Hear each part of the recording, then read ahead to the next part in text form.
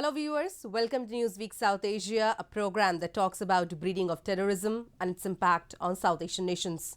Let's begin with the headlines first. Pakistan initiates fresh cross-border shelling to facilitate infiltration. FATF sends new set of questions to Pakistan, seeks more clarification on actions taken against terror funding. 15 security personnel killed as Taliban insurgents attack security checkpoint in Balkh. And Jaish Mohammad planning to attack India's sacred city, Ayodhya. Pakistan has run amok ever since Indian administration abrogated Article 370 in Jammu and Kashmir, enabling the Indian state to receive direct benefits from the centre. It has intensified its efforts at increasing the strengths of terrorists along the line of control. It is constantly trying to infiltrate terrorists through ceasefire violations in Kashmir. However, all its attempts have been foiled by Indian security forces. Recently, Indian security forces successfully busted a terror module of terrorist group Jaish Mohammad and Lashkar-e-Toiba operating in Kashmir. A report. The Union Territory of Jammu and Kashmir continues to remain tense as Indo-Pak line of control is constantly being targeted by Pakistan Army. Continuing with its malicious agenda, Pakistan recently launched unprovoked rounds of ceasefire violations by firing artillery guns and intense shelling with mortars along the LOC in Rampur and Uri sector of Jammu and Kashmir. The Indian Army strongly retaliated against these ceasefire violations, resulting in heavy exchange of fire that claimed the lives of an Indian junior commissioned officer and one civilian. Having lost a soldier and civilian in the firing, Indian Army inflicted heavy damage to Pakistani troops, failing their latest attempts of facilitating terrorist infiltration.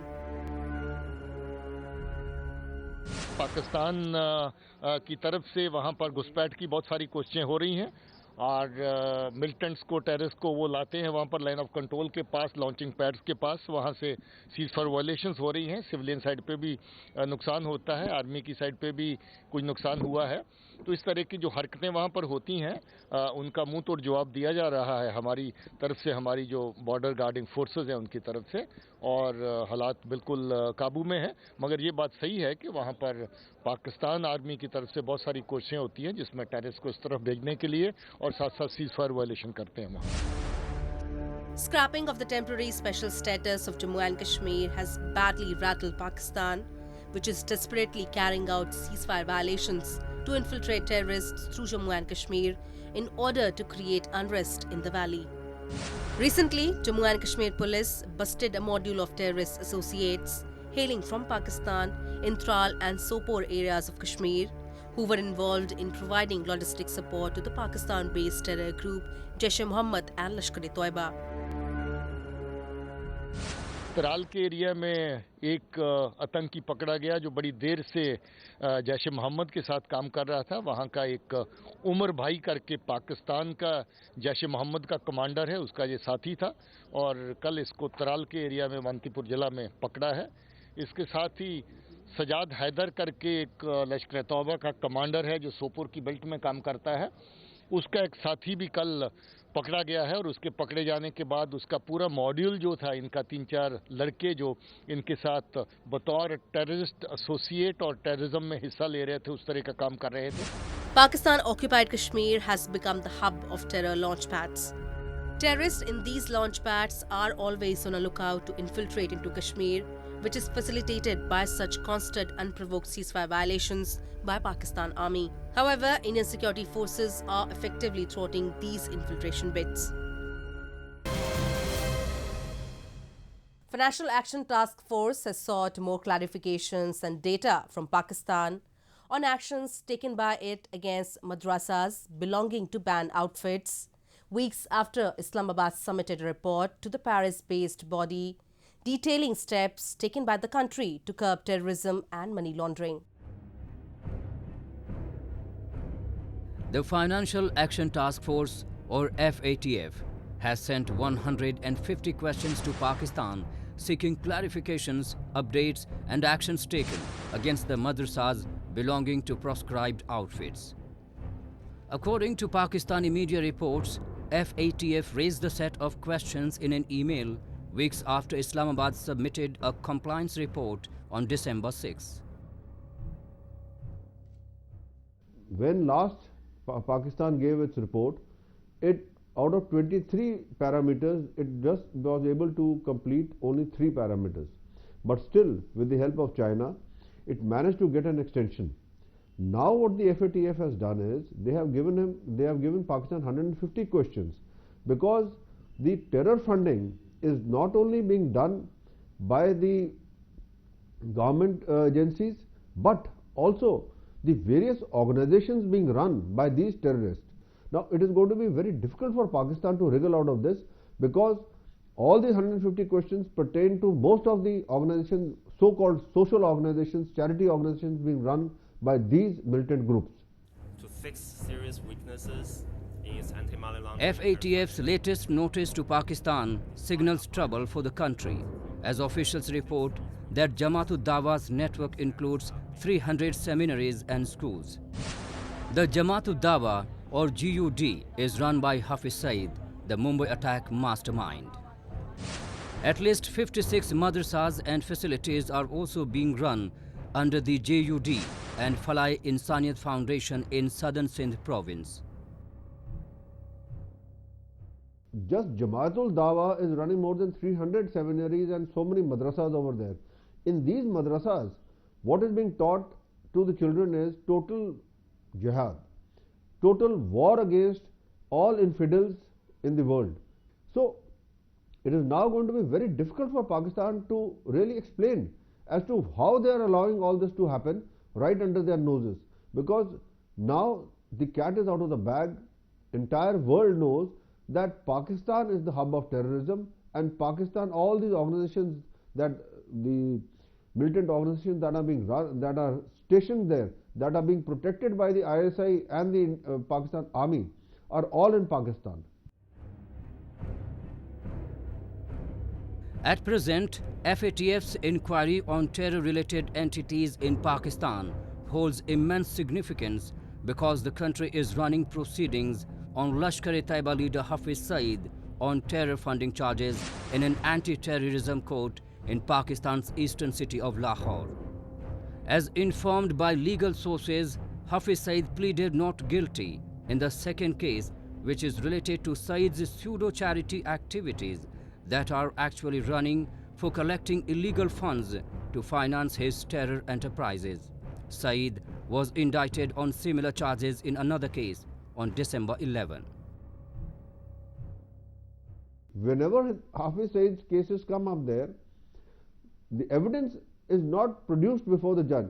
Now if there is no evidence before the judge will not convict him, because judiciary sees evidence on record what is there. Now this game Pakistan is playing just to trying to protect Hafiz Saeed, because Hafiz Saeed is one of their child, ISI's progeny, who is trained to create mayhem all over the world by sending in his jihadists and his suicide bombers.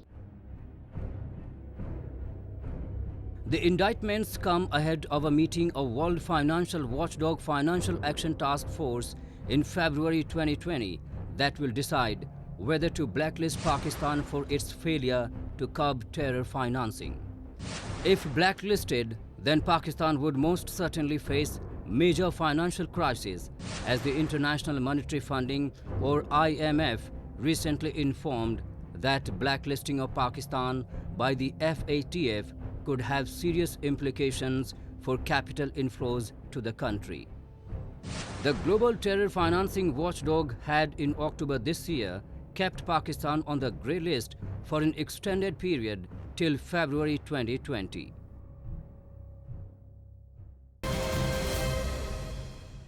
As Pakistan's efforts to destabilize India through its devious conspiracies have failed completely, it is now planning to hamstring Indian missions in Afghanistan. A recent intelligence report of Indian security agencies have revealed that Pakistan's ISI is forging a partnership between Lashkar-e-Toiba and Islamic State to carry out suicide bomb attacks on Indian embassy and India's other infrastructure projects in Afghanistan. A report. In a massive revelation, Indian security agencies have warned New Delhi of a possible attack on Indian missions in Afghanistan. Pakistani establishment in cahoots with world's deadliest terrorist organizations, Lashkar-e-Taiba and Islamic State, is planning to attack Indian embassy and multiple development undertakings of New Delhi in Afghanistan. As per the intel report, Pakistan's ISI is felicitating partnership between Lashkar-e-Taiba and Islamic State to carry out car bomb suicide attacks. See, the Indian presence in Afghanistan does not suit Pakistan at all. Pakistan considers against its national interest if there is Indian presence in Afghanistan. Pakistan wants zero-sum game as far as India's presence in Pakistan is concerned, and Pakistan wants total control over Afghanistan's affairs so that it can use it strategically. For that, Pakistan has always been eyeing the Indian mission and other Indian infrastructure in Afghanistan. Even in 2008, about 40 people died in a deadly car bomb attack outside the Indian embassy in Kabul. Thereafter, in 2013, the Indian consulate at Jalalabad was targeted, and in that, the hand of Lashkar-e-Taiba was also found to be involved. Similarly, there have been many other attempts, and now what Pakistan is doing is that it is using LET and Islamic State. As per the report, a dedicated team led by a person named Saifullah is coordinating between the two sides. Islamabad is providing every man and material assistance required in this coordination. Inputs suggest that 5 suicide bombers have received training to launch the suicide bombing. This, however, isn't a new challenge to New Delhi, as Pakistan has been perennially using its eastern border to launch attacks against India. The vigilant Indian forces have resisted and crushed all its nefarious designs, following which the defeated army generals have resorted to hurting it in other countries.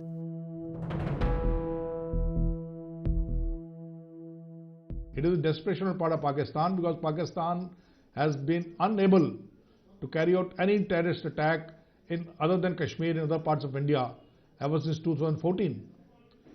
And Pakistan has tried desperately. Pakistan has tried through its agents, its affiliates, through other organizations. It even tried through Al-Qaeda, but it's failed. Now it is using the IS, Islamic State in Afghanistan, Pakistan, to target the Indian mission with the help of Lashkar-e-Taiba. And with so much of Indian diaspora spread all over the world, it's always been a cause of concern that the jihadi terrorists may target them. And with this input, it's likely that ISI may use the jihadi terrorist outfits other than Afghanistan also to target Indian diaspora and Indian targets.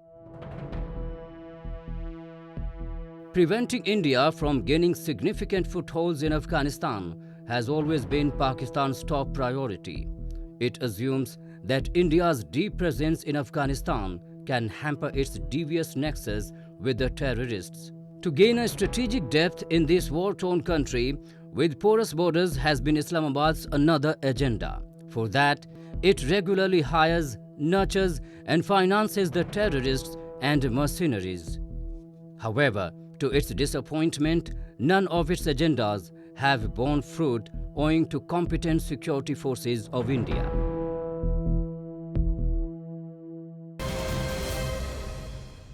Security checkpoints in Afghanistan remain under attack by Taliban fighters. Recently, a government checkpoint in Balkh province of Afghanistan was attacked by the insurgents, where they killed 15 members of the Afghan security forces. The attack came just few days following the killing of a US service member in the country. A report. Taliban insurgents ambushed a government checkpoint in Balkh province in Afghanistan's north, killing at least 15 members of the security forces, the latest in an escalating series of insurgent attacks. More than 18 years after US-led forces toppled the hardline Taliban regime, Afghan forces are suffering record casualties, with Afghanistan and US officials warning that the toll is not sustainable. Despite a winter lull in fighting due to heavy snowfall in the mountains, where the Islamist Taliban typically rest and regroup ahead of their annual spring offensive, assaults on vulnerable security checkpoints continue across the country. They are carrying out these attacks basically to send out a message that their power is increasing, their influence is growing, and the government that is in Kabul is a puppet government that has been supported by foreign forces, and they should move out and Taliban should assume the reins of power. So they are working towards that, and this is their way of sending out a message that they have full control, they have full authority. Earlier in the same week, Taliban fighters killed a US service member in Afghanistan during a counter-terrorism operation in the Kunduz province. The US Defense Department informed Michael Gobel, a US Army sergeant from New Jersey, died from injuries sustained while his unit was engaged in combat operations. Zabiullah Mujahid, a spokesman for the Taliban, claimed responsibility for the killing, as he asserted that the US force member was killed in a blast in the northern province of Kunduz. Irrespective of wherever, how far these places might be, but they can never presume that they are safe. And Taliban has been relentlessly carrying out these attacks, and they have been very successful, whether it is the American troops or the NATO forces or the international security forces or even the Afghan national security forces. The Taliban insurgency remains resilient even 2 decades after US-led forces topple its regime that led to the United States' longest war. In September, the US and the Taliban had appeared on the verge of signing a deal aimed at reducing America's military footprint in the country. But later, the US President Donald Trump abruptly broke off the diplomatic engagement with the Taliban after a particularly deadly spate of violence broke out in Kabul, in which 12 people were killed, including a US soldier. The talk remains halted for over 2 months until the US President, in a recent surprise visit to Afghanistan, informed about the resumed peace talks between the concerned parties. Later, US Special Envoy Zalmay Khalilzad also arrived in Kabul on December 4th in a bid to breathe new life into efforts to end the war in Afghanistan. But the resumed talks seem to have a short life, since following a suicide attack on a US base outside Kabul, Zalmay Khalilzad announced about a brief pause from talks between the Taliban and the US negotiators.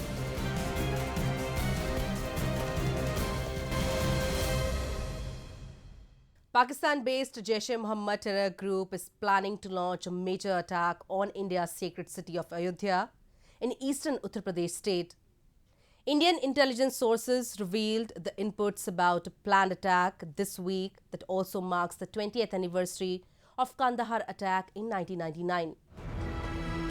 Jaish-e-Mohammad, the perpetrator of Pulwama terror attack, is once again planning to unleash bloodshed in India. Credible sources reveal that Indian intelligence agencies recently intercepted a message of Jaish-e-Mohammad or JEM chief Maulana Masood Azhar, in which he talked about executing an attack on the Ram Janmabhoomi temple site in Ayodhya. Azhar, who is also a UN-designated terrorist, is said to have shared the message through a social media app that is being used by the terror group since long for establishing connections with JEM stakeholders in Lahore. Should they ever succeed in planning an attack and carrying out an attack at Ram Janmabhoomi, the payoffs to the Pakistanis would be optimal. There will be media coverage across the globe. Possibly there will be riots between Hindus and Muslims, and that's what Pakistan is wanting. Jaish-e-Mohammad has carried out several high-profile suicide and other attacks against Indian targets since its formation. In 2001, JEM carried out attacks on the Legislative Assembly building in Jammu and Kashmir and on the Indian Parliament, and more than 50 people were killed in the two attacks. At present, Masood is receiving medical aid in a military hospital of Pakistan, while his group is working actively in Pakistan-occupied Kashmir to train and launch terrorists from JEM's training camps. Jaish Mohammad and Masood Azhar want to give maximum payoffs and dividends to their handlers in Pakistan. Otherwise, his importance will get degraded by an order of magnitude. Azhar founded Jaish Mohammad after he was released from Indian custody in 1999 in exchange for more than 150 hostages held on IC-814 Indian Airlines, which had been hijacked and diverted to Kandahar in Afghanistan. Masood was arrested from Kashmir in 1994 and holds immense importance for Pakistan's notorious Inter-Services Intelligence Agency or ISI. In order to get him released from Indian custody, the Kandahar hijack was planned by the Pakistan's ISI after several failed attempts of Masood's release through official and unofficial channels. According to the United Nations, Azhar is said to have formed JEM with the support of then Al-Qaeda chief Osama bin Laden and the Afghan Taliban.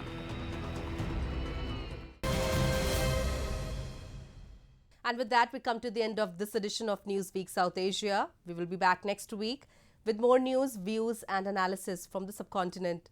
Meanwhile, do keep writing to us at nwsa@aniin.com. This is Surbhi Sharma, signing off on the behalf of entire production team of Newsweek South Asia. Goodbye and take care.